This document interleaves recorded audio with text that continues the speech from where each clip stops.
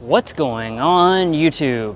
So of course there's a lot of big SUV news in the Toyota and Lexus lineup for 2024. And we just got through testing out extensively the all-new Lexus GX.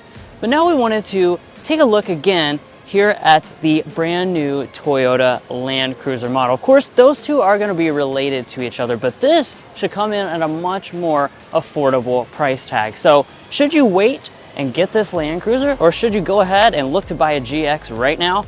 Let's go ahead, take a first look and find out.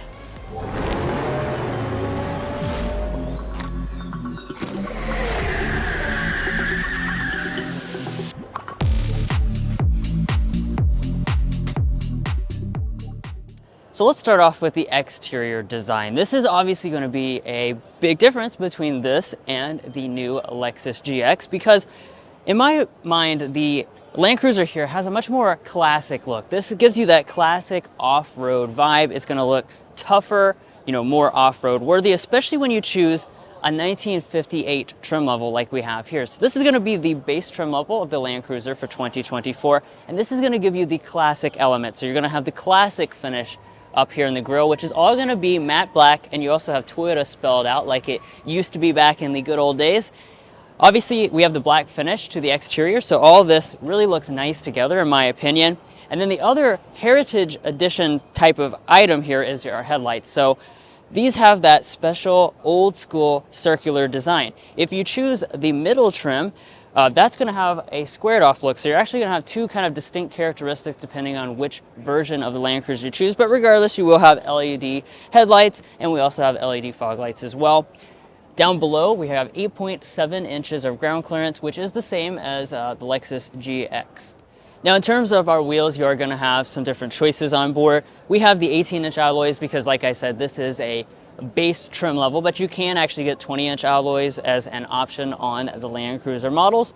Obviously, we're going to have the matte black cladding, which has a nice squared-off look around the wheel arches. And the mirrors here, this is something I want to talk about because I love the shape of these.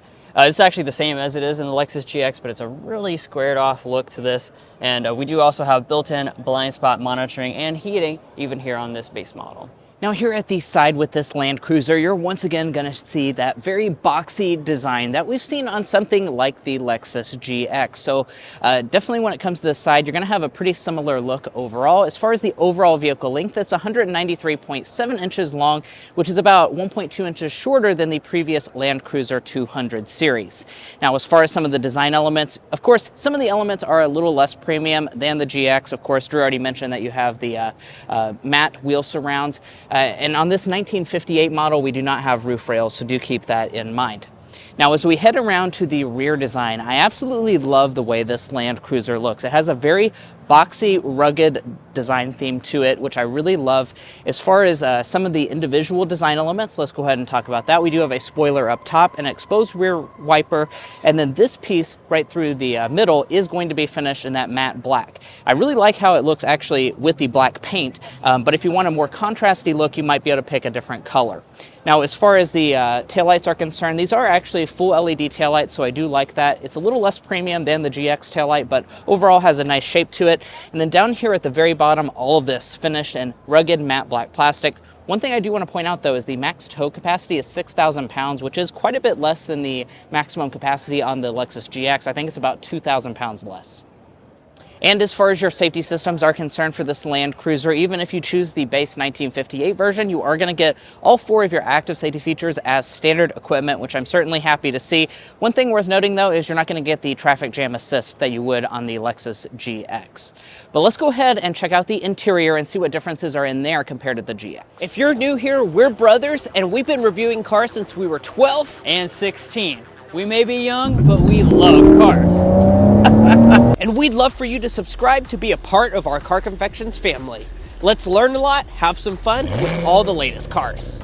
So this particular model, as you can see, is a prototype, and that does mean that Toyota has locked the doors. So what we're gonna do is kind of just talk about some key differences here, and then we're gonna insert some footage of when we were actually inside of this 1958 model in person a couple months ago.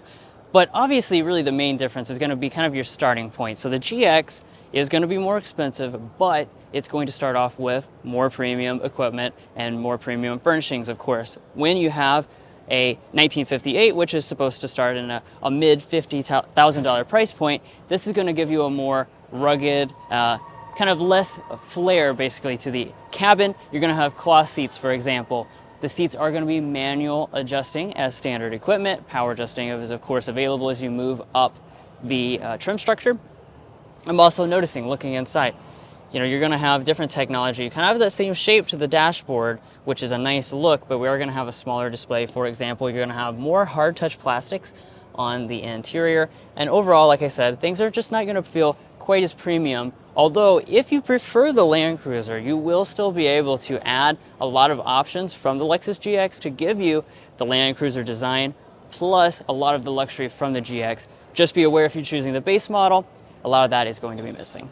So let's see what we get inside the cabin. First of all, we'll talk about our seats. So as you can see, we do have a cloth seat. I think this is a really cool design. It's kind of retro to old school cloth seats. Good texture to it as well. It is going to be manually adjusting the traditional Land Cruiser base trim, and the top end first edition will have power seats instead.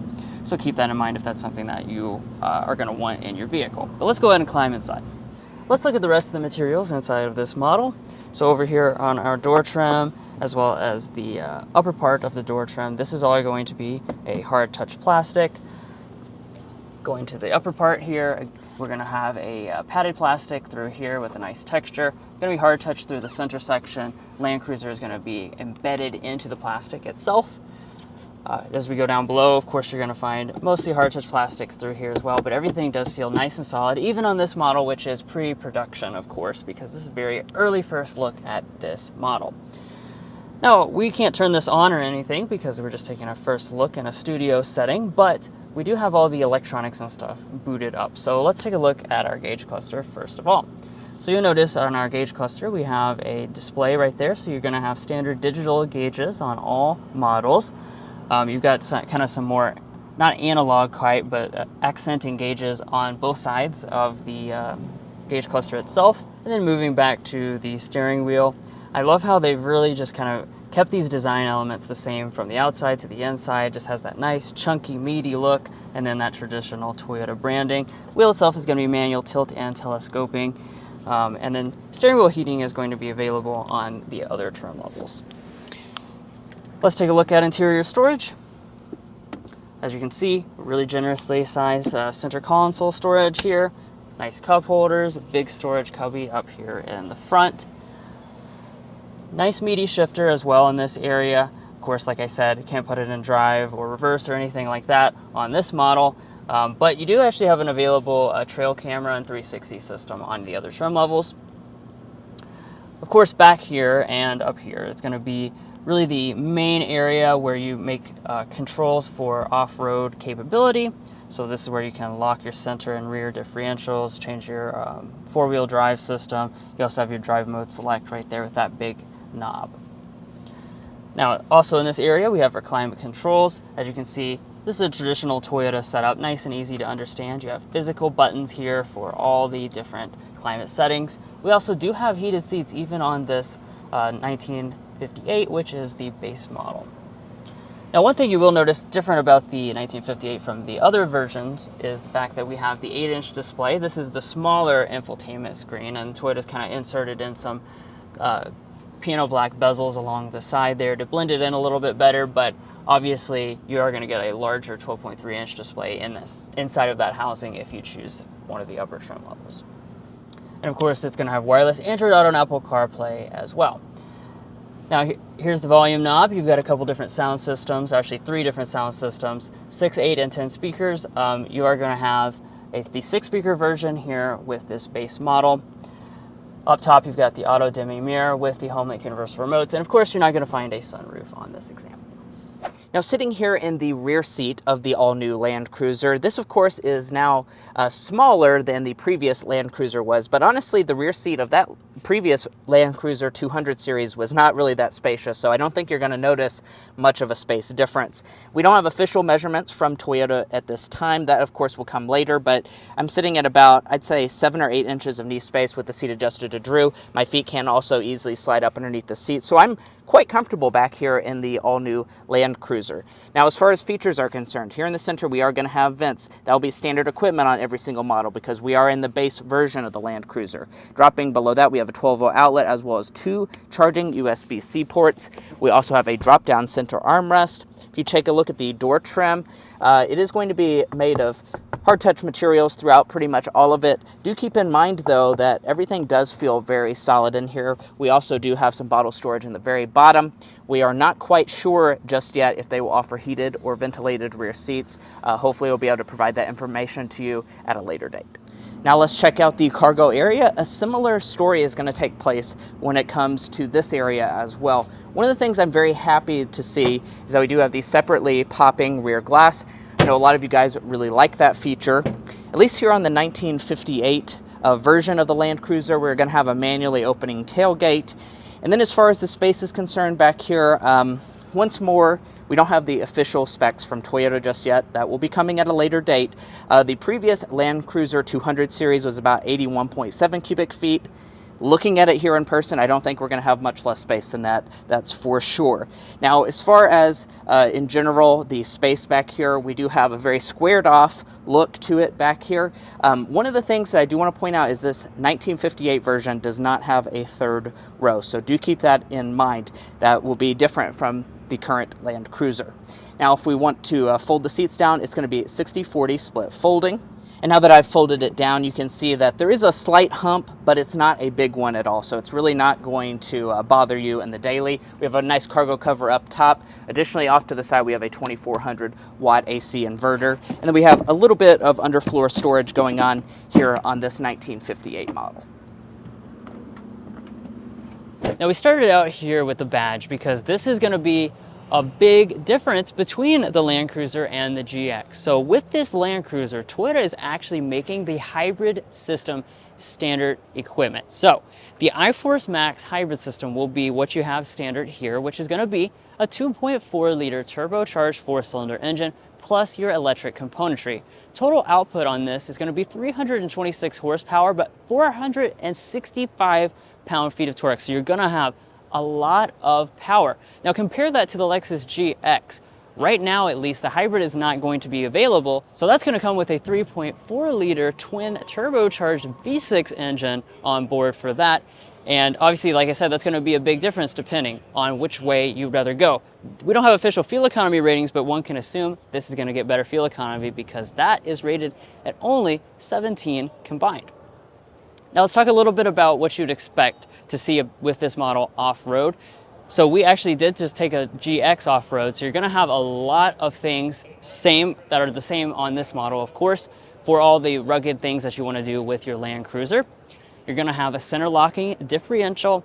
That is going to be standard equipment. You're going to have rear lockers as well. You're going to have all your different modes. So you're going to have crawl control, for example, hill descent control, things like that that are really going to help you make the most of your Land Cruiser off-road. And lastly, in terms of your transmission, you are going to have a 10-speed automatic. But of course, a big point of difference between these two products is the price, of course. So Toyota hasn't officially released pricing information for this Land Cruiser. However, they did say that it's going to have a mid $50,000 starting point. So one can assume for this 1958 version, it's going to start around $55,000. Compare that to a base Lexus GX, that starts around $65,000. So a $10,000 difference between a base GX and a base Toyota Land Cruiser. Now, as you add options to the Land Cruiser, if you want to go for some of those higher end trim levels, we do expect that to top out around $65,000, maybe a little bit higher, depending on what equipment is offered. However, the GX, if you choose a Luxury Plus model, fully loaded out is around $83,000. So that is certainly something to keep in mind when you look at these two products. The GX is certainly going to have a little bit of a higher top out price than this Land Cruiser. Now, as far as availability, the Land Cruiser is slotted to go on sale around summer this year, and the GX is already on sale this year. However, we do expect that it's going to be a little bit hard to find both of these models if you're looking to buy one. But guys, if you are looking to buy one, we would suggest going to carconfections.com/newcarquotes. Now, the reason you do that is because we have a tool on our website that will connect you with local dealers in your area to get you the best price on your new vehicle. It's also going to give you access to invoice pricing information, which is a great tool for dealer negotiation. If you'd like to take advantage of that, a link is provided in our video description. And guys, that's going to be where we leave off on this in-depth first look review of the 2024 Toyota Land Cruiser. Of course, we hope to cover this model in detail later on in this year when it goes closer to being on sale. Drive it, give you all those official details. So be sure to hit that subscribe button down below if you're not already subscribed to the channel. We'll catch you next time as we sample more of the latest automotive delicacies.